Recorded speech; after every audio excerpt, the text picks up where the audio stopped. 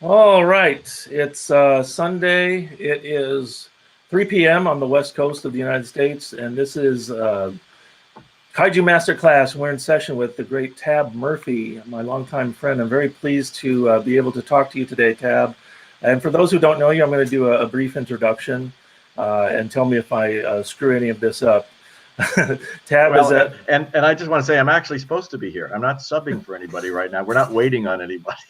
So this is great. If anybody has been watching from the beginning of Kaiju Masterclass, you'll understand what we're talking about. But Tab is an Oscar-nominated screenwriter for Gorillas in the Mist, and he's also a director and producer.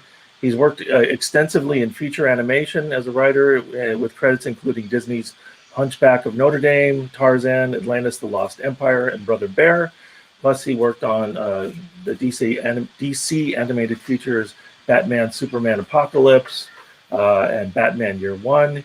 He's now writing, I believe you're still in progress writing a remake of the classic horror film, The Changeling. And what we're going to discuss today is a project that was never produced, yet has generated a lot of interest among fans of the Godzilla universe. And that is the Godzilla 2, the sequel that was going to be made, or almost, I don't know if almost is the right word, but it was set in motion after the release of Roland Emmerich and Dean Devlin's 1998 Godzilla for TriStar Pictures. Welcome, Tab. I'm doing all the talking. Steve, thank you. I'm happy to be here. And also, I just, for the audience, I've known you for many years, primarily through Godzilla. So, you're a terrific writer in your own right. So I think we may have met around the time that you were working on this project, or maybe just after. So just to kind of set the stage for this project, you've done so many different things. We said Gorillas in the Mist. That was 1988 when that film came out. You were nominated for the Oscar. A few years after that, you directed a film called Last of the Dogmen with Tom Berenger and Barbara Hershey. A wonderful film, kind of I hesitate to call it a neo-Western, but I believe it's been described that way. But it's more than that. It's a very interesting movie. But the Godzilla project for you came along a few years later, 2019, and you worked on a lot of things in between. So I guess just to set this all up, maybe talk a little bit about where you were in your career and how this assignment came to you. Well, this being able to work on Godzilla 2 came as a direct result of my relationship with Dean Devlin and Roland Emmerich. You're right. I directed a movie in 1994, Last of the Dogmen. Prior to going off to direct that movie, the same producer that produced that movie was producing Stargate. Okay. And he suggested that I come to the set and hang out for a while. He knew I was a first-timer, and he thought it might be beneficial just for me to be on set, to get comfortable around. And so I ended up going to Yuma, Arizona, and they were shooting, those scenes outside the pyramid in Stargate, the sand dune stuff, and it was like 120 degrees, man. And so I hung out on set for like 2 weeks, and I got to be really good buds with Dean and Roland. And so that's how I came about. In fact, I used most of their crew. I got to be so friendly with everybody on the set. I used most of their crew to come off and make Last of the Dogmen, including David Arnold, who was scoring that movie. And we talked about that a little bit yesterday when we had a few minutes together. But they went and made Independence Day, and I was busy writing, a couple of things at, I want to say 20th Century Fox. And then they were on Godzilla, and they, I think the expectation for them making Godzilla following Independence Day was huge. It was, it was very exciting. I know they were excited about it, and I think they approached me even halfway through the shooting of the movie. Oh, interesting. So it was quite a bit. It was quite early in the process, or they were done with the movie, but they had quite a few months of obviously of effects work and post And at that point, I think they approached me and said, we're going to do a sequel. We want to do a sequel. TriStar wants us to do a sequel. Would you write it? And I said, I'd love to. I'd love to. No, and I'd already written a couple of things for them that hadn't been right. made yet, hadn't gotten made. So they were familiar with me not only from Stargate but also as a writer. So they trusted me, I think. You know. Well, that's what I was just thinking of in that period when you started writing all these animations, the animated features for Disney. You were also writing a lot of other things and different kinds of movies that never maybe saw the light of day as produced films, but some of those were action pictures. I think at least one or two of them were action pictures for Roland and Dean. Is that correct? And there's one in particular. Right. I remember you shared some of that material with me. The one about the train. Oh well, that was Isobar Run. Right. But I wrote a really cool script that to this day is probably like every screenwriter writes projects that never get made. I mean, every screenwriter that has any kind of a career that has some longevity to it has a shelf full of unproduced screenplays. I mean, that's just the reality. Mm-hmm. But one that really got away, and I think it got away from me, and I know it got away from Roland and Dean, was a movie I wrote for them called The Hunt, which was yes. Yeah, they loved that movie, and I loved that movie, and it was just one of those heartbreakers where even with their cachet, they just couldn't push it over the hump back in the day. For those out there listening, could you give like the 2-sentence elevator pitch version of The Hunt, because that was a high concept movie that was very ambitious, and it was very ambitious. It was I hesitate to say space opera because everybody's going to think of Star Wars, but it was the universe in which this movie existed was made up of trading families, this quadrant of the galaxy, and once a year they would all come together because they all knew each other, and the families knew each other, and they would all come together on this planet, and they would hunt together these, terribly ferocious creatures. And so it was about one such family who's a father, 2 sons, a younger son who really doesn't want to participate, is kind of the the ne'er-do-well son. And I think I lost my audio. Do you hear me? Yeah, we can hear you. Yeah. Okay, so sorry. So the oldest son, who assumes he's going to, inherit the family business, his father's ready to pass it on, and he passes it on to the younger son, surprising everybody, including the younger son.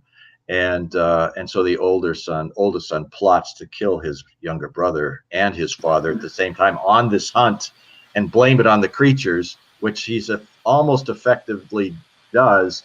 But the youngest son survives and befriends one of these creatures, and it all takes place really on the planet. That none of it takes place in space, so it's really cool. It was really it was a great. I thought it was great and had a lot of fun writing it. And those guys loved it and wanted to do it so bad, but they just couldn't get the green light, man. So you were in a position, they had obviously been working with you on projects that they were trying to develop for a period of time. By the time Godzilla comes out, and Godzilla they wrote, but they were interested in, probably because of the pace of production and other reasons, bringing in another writer such as yourself. There's a perception. I just wanted to talk for a second about the '98 Godzilla. I think its reputation, or at least its fan base, is rehabilitated over the last couple of decades. There's a lot more people who've grown up with it as their Godzilla. That's the Godzilla that they were introduced to, and I think there's a lot of love for it among that group. And also, I think maybe among people who are disappointed in some way by the newer ones, they look at that one a little more favorably now. But just in terms of the business side of things, that film cost 125 mil, which would be about 199 today. It made the equivalent of, it was 379 is the number that was put out, but that's the equivalent of about $600 million today. So, by today's standards, it's a successful film. But the perception at the time it kind of happened, today, the way social media operates, it probably would happen much faster, but the reputation of the film, both critically and among the fan base, it kind of deteriorated really fast, or just went Oh, downhill. there was a Yeah. there was a backlash. Yeah. There was a huge backlash. There was, I mean, and I, I think the backlash began and the groundswell sort of built by traditional Godzilla fans, Yeah. who felt, and that's worldwide, who felt that they weren't watching a Godzilla movie. They were watching somebody's interpretation, or why change something why that ain't broke, why fix something that ain't broke. There was a lot of backlash against the design of the creature, against the plot. And listen, honestly, I felt their pain, man. I grew up on Godzilla movies. I sat in the theater when I was, 11 years old, 10 years old, watching Godzilla versus the Thing on a reissued roadshow through my hometown. And that was my first introduction to Godzilla. So, I mean, I had an affection for Godzilla as a character dating all the way back to being a kid. So I shared in that disappointment. There's no question. Yeah. But I think you're right. You have to, there has to be, now it's, 22 years later, right? Or whatever. It's, there's perspective, and there were people that really loved that film beyond opening weekends, and they were made, when the majority of them that loved it were young. And this was, as you indicated, their first exposure. Mm-hmm. So, and the date on your treatment, and I think the next thing we should do is spend just a minute or two talking about the plot of your treatment for the sequel, so that when we get into the nitty-gritty of things that you were doing, it'll make sense. But the treatment is dated. It is October of 1999, isn't it? I believe. So that's over a year after the first film came out. Were you actively working on it up until that point, or what was the time frame? Do you remember? I think it's 22 years ago now, so it's a little hazy. I think I think I did here's a couple of things happened. Is that they asked me to do it. In my recollection was, look, we don't want to be, we don't want to tell you what to do, so bring us something. So it was like that. So I was given a lot of freedom to sort of kind of reevaluate Godzilla 98, the reaction to it, and kind of, bring my own love of the character to it. I remember like trying to, tonally, look, they wanted to do it as a sequel, so there were certain constraints, and tonally was one of them. They wanted it, they wanted there to be, whenever there could be, humor, and that's their trademark. The two of them together, the movies they wrote, there was always sort of character humor sprinkled throughout whatever was happening. So they liked that. But they were pretty cool about, like, whatever story you want to tell, man. So I was, it was fun because I was given a lot of free reign, to do that. Well, knowing what I know about you and your personality and your love of the outdoors, you spend a lot of time, outdoors in your life. I was not surprised when I read it, and it takes place, in the outback of Australia to a certain extent, and there's a character in the film that is very much, I think, influenced by your research on Diane Fossey. And, absolutely, dude. You nailed it. I was going to say that's exactly where that character came from. I mean, and I chose the outback of Australia because I chose it for a couple of reasons, because, but one mainly is that the reality of these creatures existing, somewhere where they wouldn't be detected after, like the first movie, My Godzilla 2 essentially started right after the first one ended. So it's a continuation. And so they're scouring, everywhere to see if they've actually killed the one and only and last one. So yeah, you're absolutely right, Steve. I mean, all of that stuff sort of informed the direction, I took to write it. By the way, did you have any interaction with the team that produced the animated series? Because some of the ideas from your treatment seem to end Yeah, up in. there's a lot of cross pollination in this business sometimes, but no, I did not, and nor was I invited to participate. So like when you have a career and you've been doing it now, I've been doing it for like 40 years. There's just so much of stuff that you have to let go of, that isn't gonna, when you work hard on it, you pour your guts into something, put a lot of passion into it, and then it's just like you have to turn it off like a light switch when it doesn't work out. You got to move on to something else. So it's a weird kind of roller coaster. But I would have loved to have seen this made. I mean, just if nothing else, I mean, as a vanity credit for me to say, hey, I wrote a Godzilla movie, because I thought it was, it would have been a lot of fun, I and think I wanted to bring more sort of heart and emotion into the story. yes. And so that was really something I just wanted, because I mean, Godzilla is such a great character, and he carries the load in a lot of the movies, and the characters around Godzilla. You grow up kind of watching them, you're not that invested in their stories so much.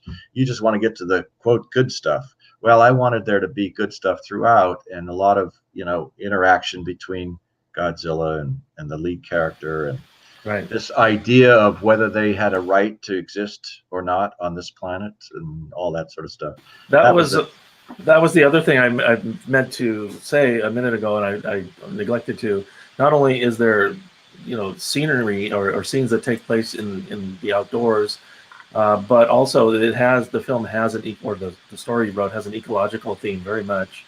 And one of the criticisms I remember of of Godzilla '98 when I first saw it and was talking about it with friends was that Godzilla had no personality, really. It was no discernible personality. And when I read your treatment, that's one of the things I can see you immediately tried to remedy was by creating a bond between the Nick Tatopoulos character and the one baby Godzilla that he saves, Right.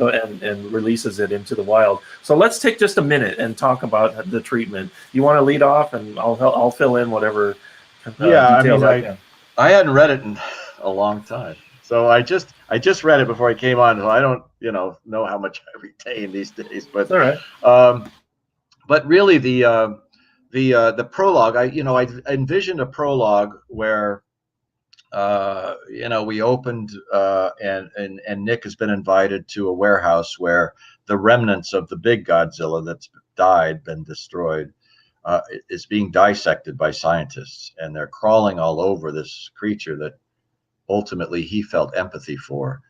And I made a moment out of the last moment that of life that went out of Godzilla through his through his eyes, and how he connected to that. And in this warehouse, he sees that creature now cut up, and he sees four scientists, like slicing into that eyeball that had life in it just a few hours before, days before, and he can't take it, and he walks out.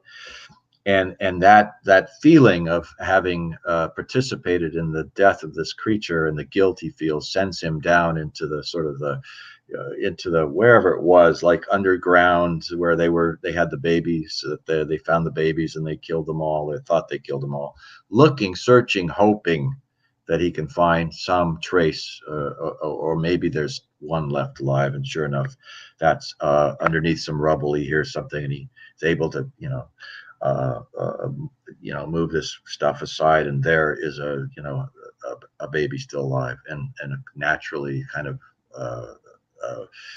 uh, scared. And when an animal is scared, it lashes out in fear, and it's being protected. But ultimately, he wins its trust, and this baby sort of imprints itself, because he feeds this baby, imprints onto Nick.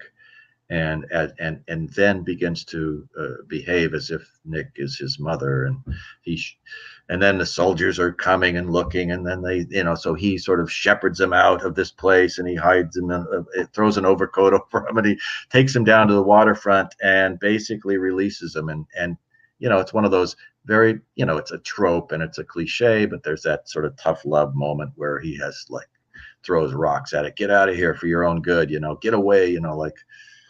And it takes off, and it dives in, and just as the soldiers arrive, and it takes off, and so he has this sort of satisfaction of knowing that he saved this one baby, and that's the prologue of the movie. And then you cut to like 2 years later, and there's all these sort of strange, bizarre occurrences happening all over the world, where I think I listed like a village in Fiji has been destroyed, and there's not one trace of humanity left.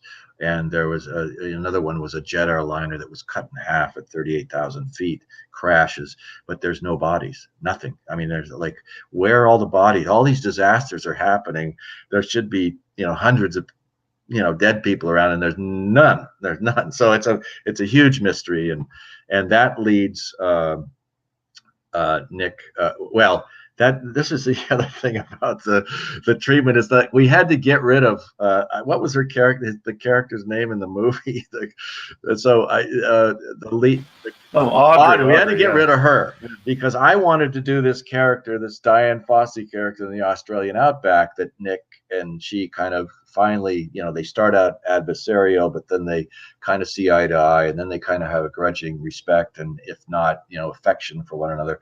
And I thought, we can't have that, I mean, so with Audrey in the movie, that just cannot be a dynamic that plays out satisfactorily. So I thought of a way to get rid of her early on, which was at their wedding, and Nick ducks into the limo, and she's about to duck in, and the doors slam, and they're locked, and he's whisked away, and it turns out that it's the Frenchman at the wheel, Philip, the one that Jean Reno played, right? John Reno, right? And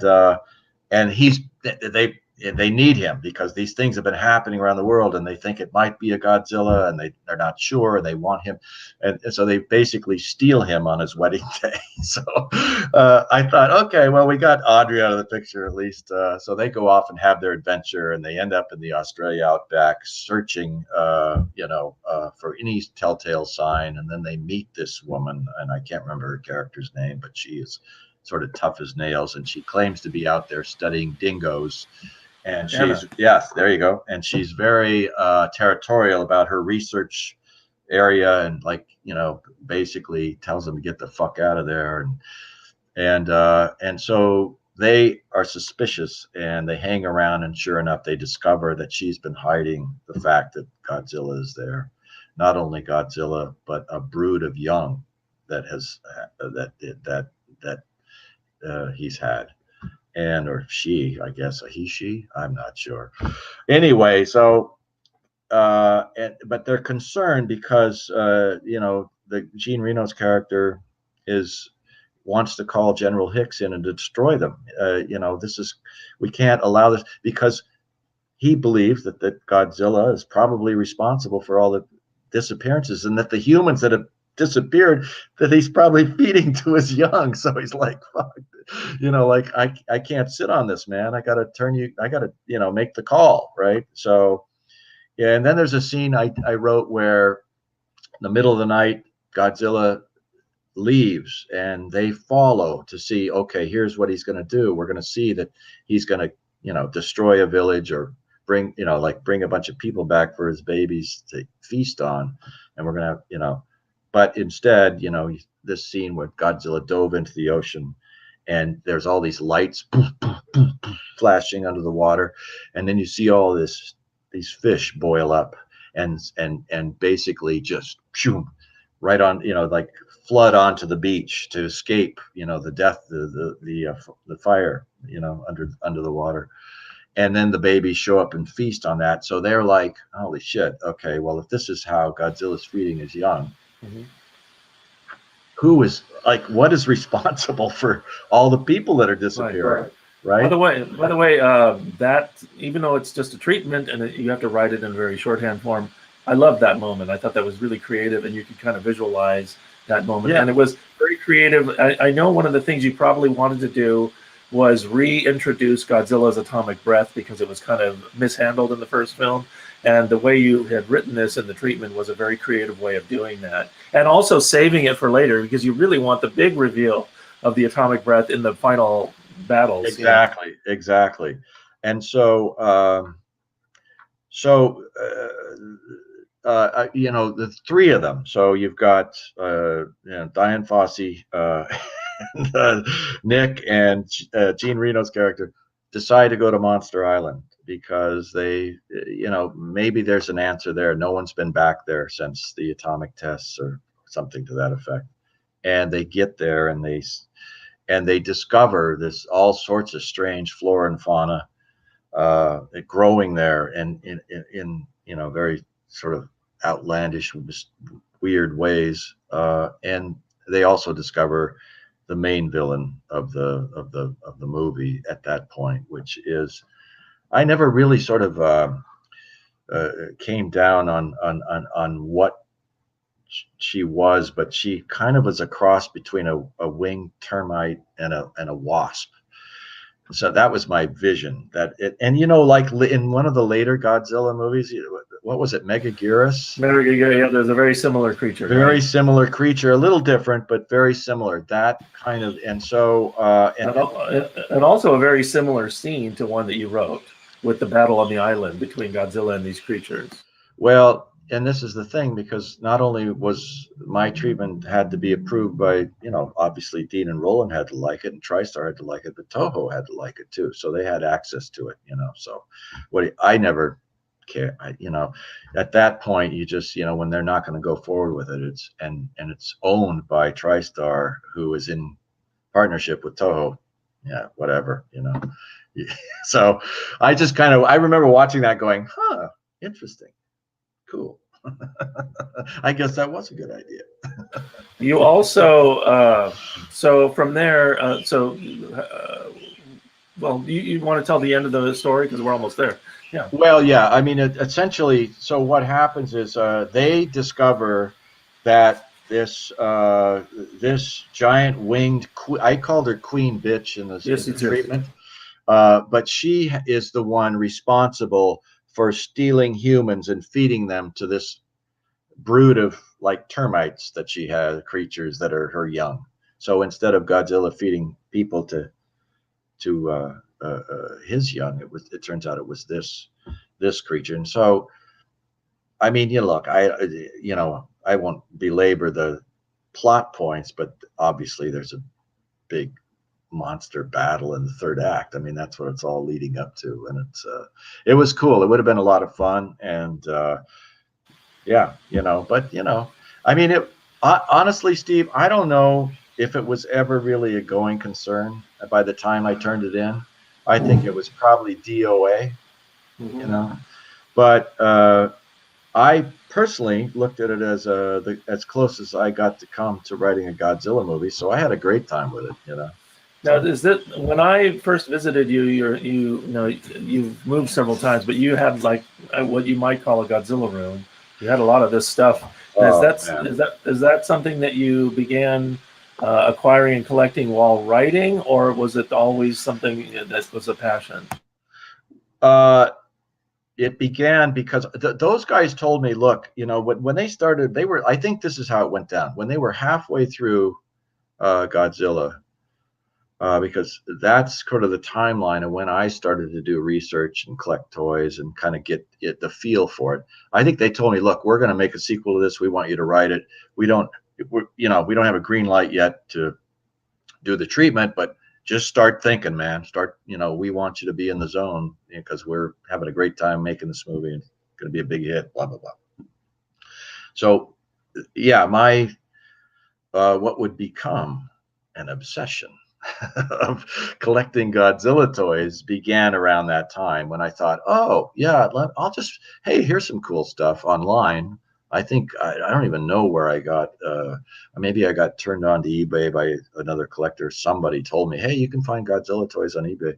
So I went on eBay and I bought a couple and I got them. And I thought, wow, these are really cool.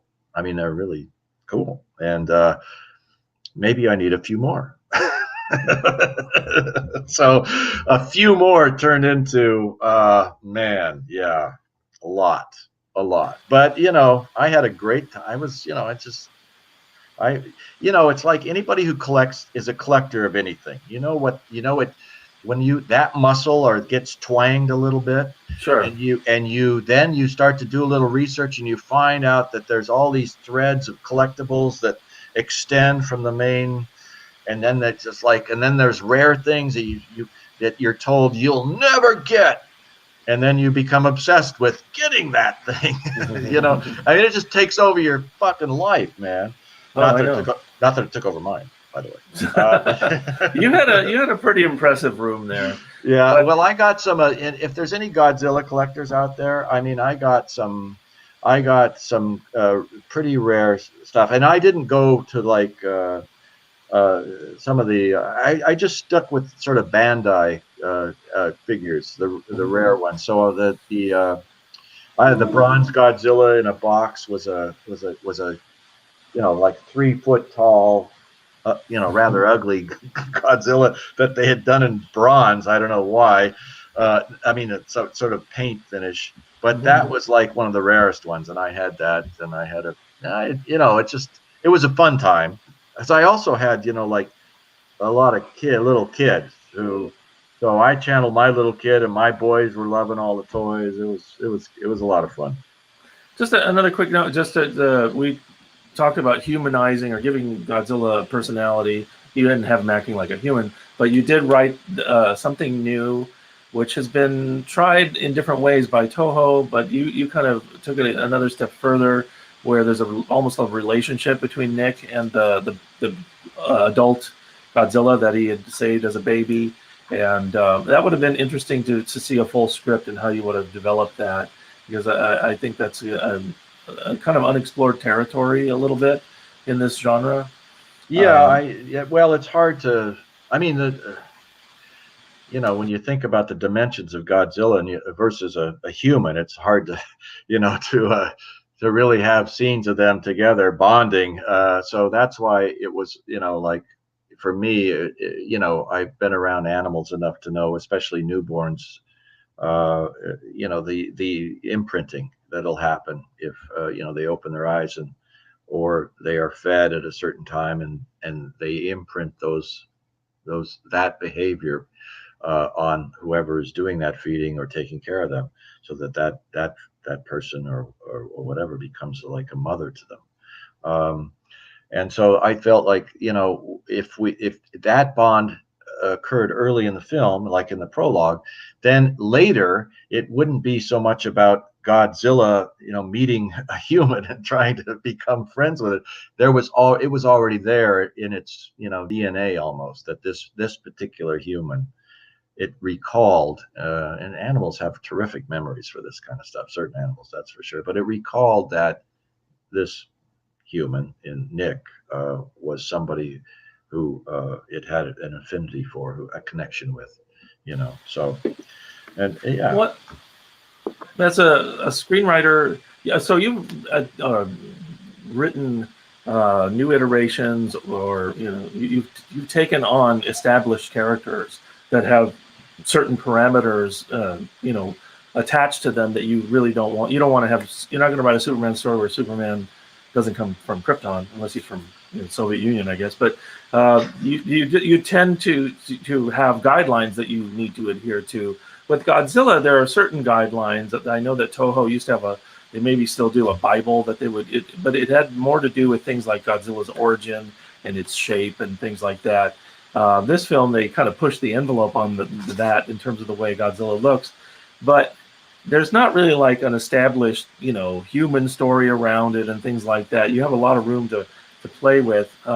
So with this character or this monster, I mean, what did you see as like? Can you remember like the certain challenges of that, and also the latitude you had as a writer? Well, the challenges were that I believe that they were going to go with the same Godzilla that they had created for Godzilla '98. There was no leeway. There was no, because that iteration of Godzilla was, as they put it, already in the computer, man. Because that was a major cost of making that movie, was creating that creature and all the digital effects of creating that, because the templates were already there in place, and they couldn't go back to TriStar and say, we want to reimagine Godzilla, the look of Godzilla. That was a no-no.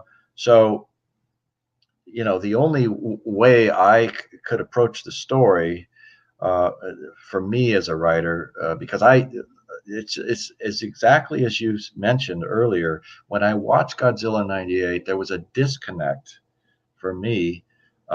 Even though there were scenes where Dean and Roland wanted us to be empathetic towards that creature, but there was a disconnect because it was so reptilian. And anybody who owns a lizard or a reptile knows that they don't cuddle, man. They don't cuddle.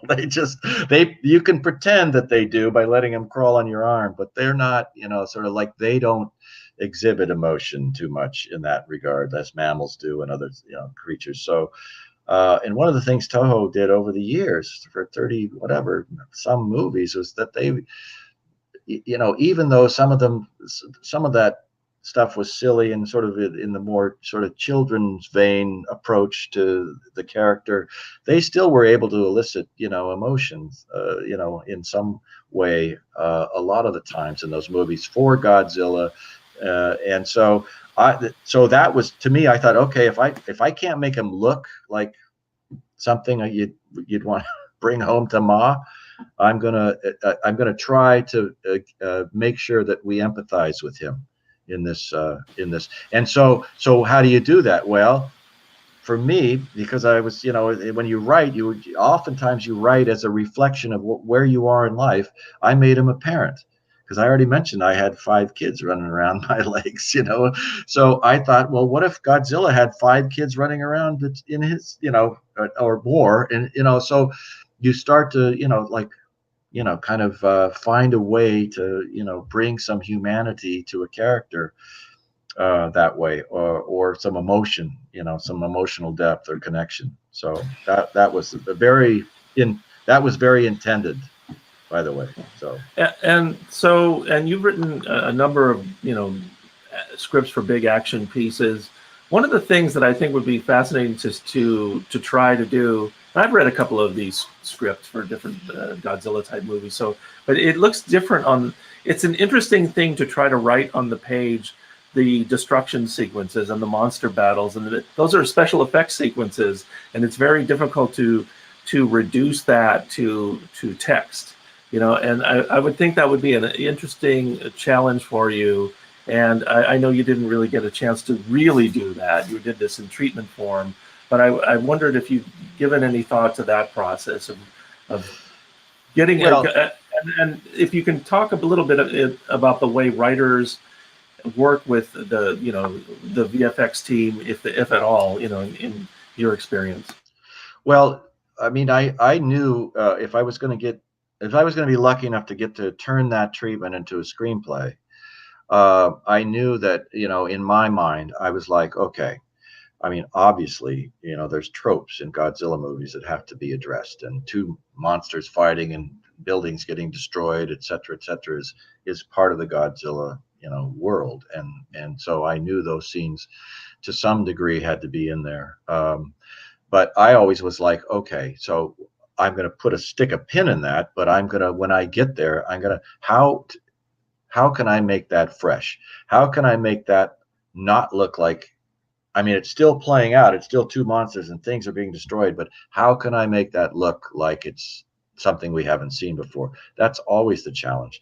But when I approach a scene like that, let's say I'm going to write this scene where Godzilla and this this winged insectoid creature face off, and shit's going to get destroyed and somebody's almost going to die, and so that sequence right now is huge. It's like this, and it's because I'm at the edge of the frame there.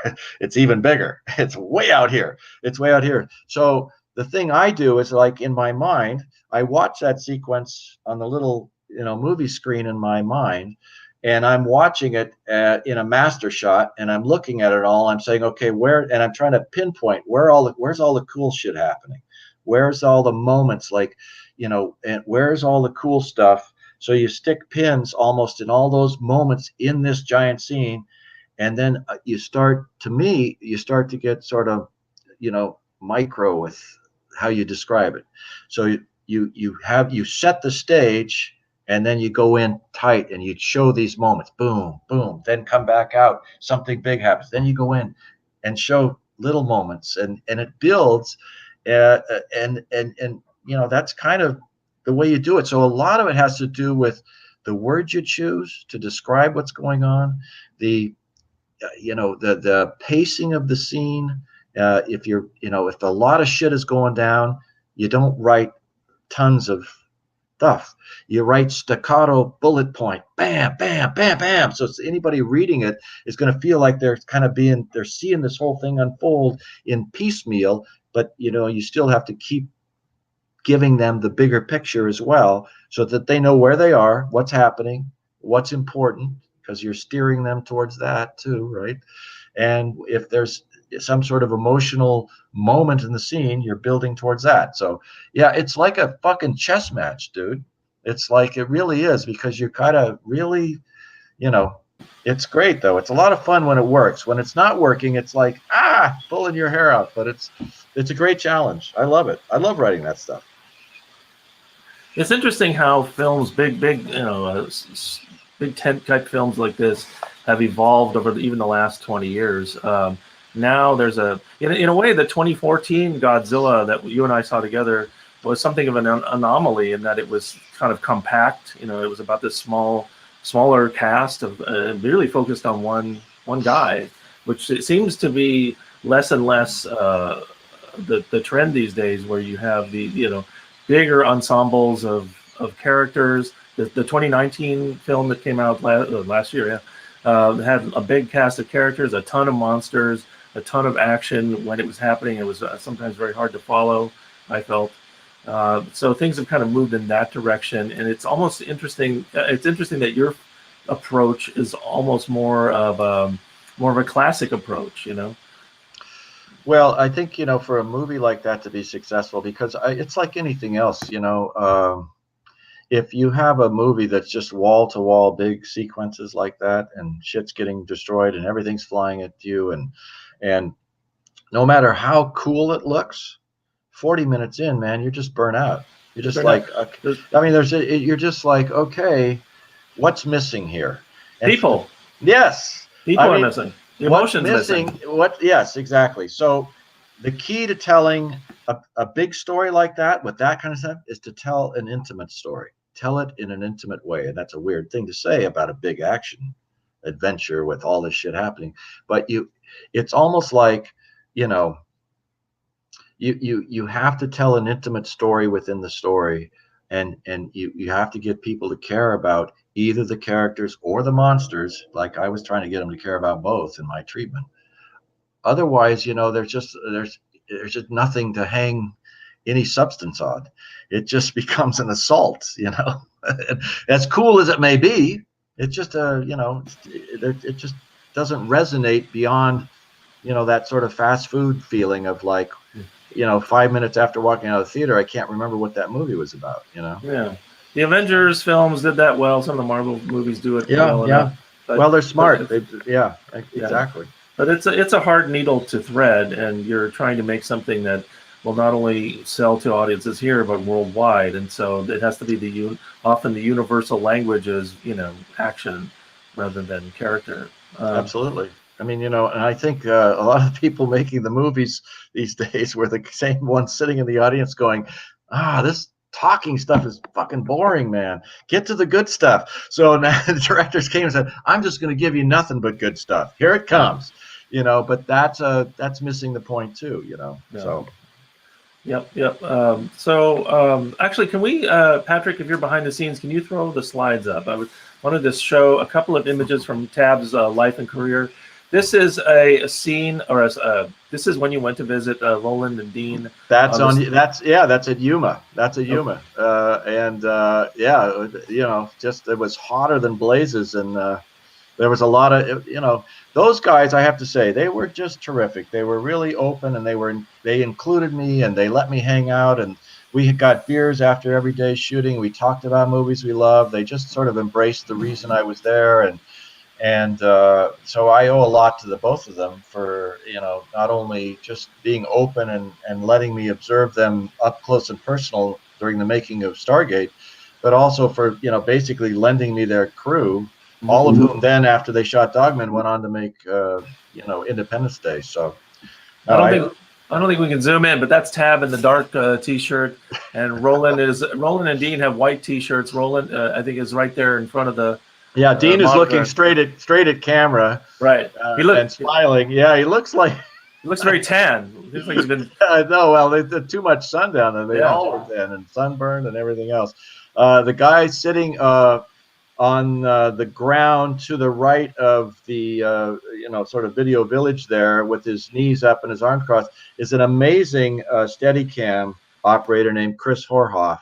He did the Steadicam work there, but he did all that great Steadicam stuff in Saving Private Ryan on the beach in the opening 20 minutes of that movie. Terrific Steadicam. And he came down and did some Steadicam stuff for me on Last of the Dogmen. So nice. Great guy. Let's see the next one.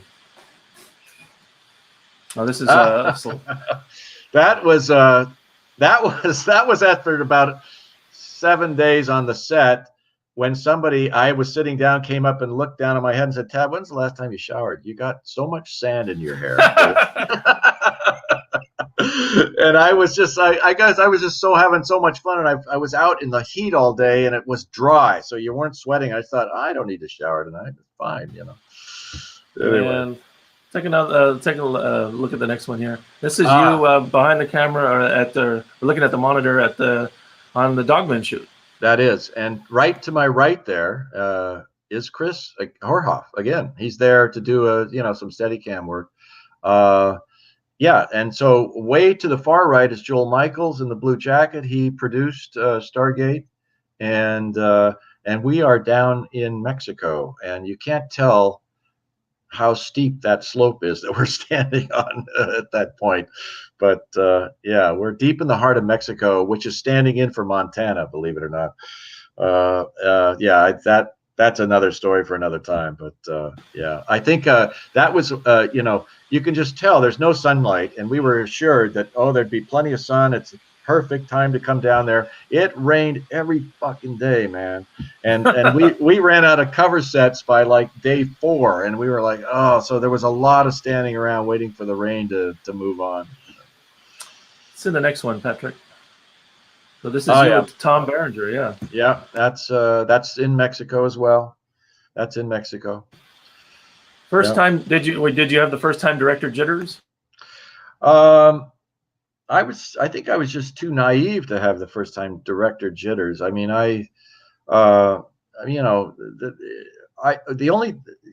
you spend so much time in pre-production, and you work out a schedule, and you treat that schedule like a puzzle. You're trying to figure out, am I going to have enough time to do this sequence? Why don't I move this day here? And you move it around, until you get it perfect. Oh yeah, okay, now we're ready to go. And you go down there, and within 3 days, 4 days, that schedule, I just threw it out the window. It was already, because of the rain and everything. So that was very challenging. I mean, you always have a little bit of jitters, but the first couple of days, because you're kind of self-conscious, and you want to make sure that your actors don't freak out because they feel you being self-conscious. But no, after a while, you kind of just settle in, and then it becomes, like, okay, you just, you got this huge, long, 66 days of shooting, and you just cross each one off as you get to, back to the hotel every night. And some days you look and you go, I got 33 more. Oh my God, how am I going to survive this? But other days you go, that was the most fun. That was so great, and everything worked out the way it was supposed to. So it was a great experience. It was a great experience. Let's see the next one. That's Yeah, that's down. See, for anybody that hasn't seen this movie, it's kind of a, yeah, I would say it's a Western fantasy, and it's kind of a bit of Lost Horizon about a tribe of Cheyenne Indians that are discovered living deep in a valley in the heart of the wilderness in Montana, living in the old ways. They've been there untouched for over 100 years, and that's kind of the premise. And Tom Berenger's character finds them, and Barbara Hershey's character finds them. Speaking of the shadow of Diane Fossey, and at first it's so but they like nerve wracking because they're not sure what's going to happen to them because these people have had to kill to maintain their secret over the years, to be left alone. But they soon come to realize that they have a right to live there and that they should be protected and all that sort of thing. So anyway, to make a long story short, it's really hard to find Cheyenne Indians, 70 acting Cheyenne Indians that are actors. So we just said, screw it. And we went to the Northern Cheyenne Reservation. We went to the Southern Cheyenne Reservation. And we basically, aside from a few leads, recruited 70 Cheyenne Indians to come and be in this movie. And a lot of them had never been off the reservation, dude. We took them deep into the heart of Mexico. And then halfway through shooting, we made a big move up to Canada, in Alberta, took them there, and so it was quite something, quite something. and the film will be released on Blu-ray soon. Is that correct? Well, yeah, I was going to give you an update because we have been looking for the negative, the camera negative, forever, and we just found it in a vault at Universal Studios. Mm-hmm. Literally within the last week and a half. So, I mean, yeah, things are going to ramp up. We're finally going to get to do a 4K transfer from the original film elements, not an interpositive. So I'm really happy about that. Yeah. Congratulations. I know you've been working on that for a long time. I just wanted to show this to you and to whoever I stole this from. I apologize. I found this on somewhere on the internets, as they say. And it is basically a tribute to how much interest there is in this project of yours. And I thought that was really nice of somebody to make this. That is really nice. Yeah. Is that the same? Because somebody steered me to something on YouTube, yes. which is somebody cut together scenes from previous Godzilla movies to sort of like as somebody read my treatment. Yeah, it's like a radio drama. Yeah. Yeah, exactly. And I just thought, wow, that's really cool, man. So I was like, that's as close as I'll get, but that's a cool poster. Yeah, it's nice, and you're on there, and of course they wanted Rachel Weisz to play the Well, I don't blame them. That would have been good casting. I'll get that poster and I'll put that next to Coming to America, the other one that there you go. But we don't need to talk about. But anyway, the life of the screenwriter. Yeah. Yeah, indeed. Well, and then since this time, you went on obviously to have a very successful career, and you were primarily, I think, known for these characters that are perched on your arm and shoulder here. But I mean, it's interesting because being a working professional, there's so many other things that you've done as well. Your interest in writing goes far beyond. The animation genre. But the truth of the matter is, I was really lucky at a time through most of the '90s. I got to write 4 movies: Tarzan, Hunchback of Notre Dame, Brother Bear, and Atlantis: The Lost Empire. I got to write those 4 movies, which at least one seems to be, whichever one it is, for most people that are in their mid to late 20s now or early 30s, was that movie when they were a kid growing up. So I feel very fortunate and I'm very proud of those films. And those films to this day resonate with a lot of people, and you know, it was also a time at Disney when they were trying to do something different. They were trying to stretch their wings a little bit. I don't know that they would make Hunchback of Notre Dame today. That movie had I had a lot of adult themes in it. It was a little darker than the normal Disney fare for the time. And then so that was cool to be able to write something with some substance. And then, to go on and do Atlantis, which was it wasn't based on any IP. It was a story that was completely original in terms of not being based on pre-existing literature or anything else. So to have that opportunity to do that and have that sort of like be an animated Disney film was a really great adventure for me as a writer, for sure. Oh, I can't hear you, Steve. Sorry about that. That's all right. Yeah, I just wanted to thank you. This has been a wonderful discussion, and you've been very generous with your time. And hopefully, we can do this again sometime if we ever have another masterclass of this type. We do. Do you want to give us an update on your Changeling project or any other projects that you're working on before we sign off? Changeling, that's one of the. I'm really proud of that script, and it's what's so weird is that I can go through 40 years of a career and having never written a horror movie when horror movies are the reason I'm a writer. Horror movies are the reason I got into, wanting to make movies and write movies. I was a total monster kid of the 60s, so I collected famous monsters of film. And there he is again, the collector, the mad collector.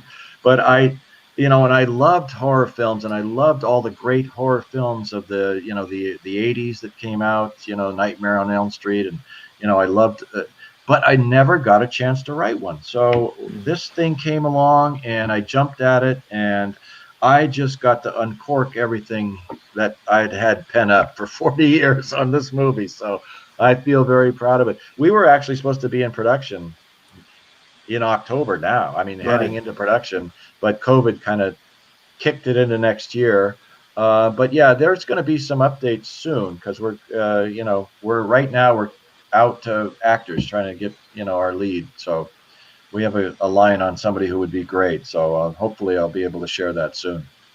Well, to all your fans out there that might be watching, Tab is active on social media, and you don't have to look far to find him. He's very present. Well, thanks, Tab. I really appreciate it, and we'll talk. Steve, again soon, anytime, buddy. It's great to see you. It's been great to chat with you. I hope the people out there have enjoyed it. I certainly have, and best of luck. And yeah, definitely I'd come and do it again in a heartbeat. All right. Stay safe. Yeah, you too, my friend. Okay. Bye-bye. Bye-bye.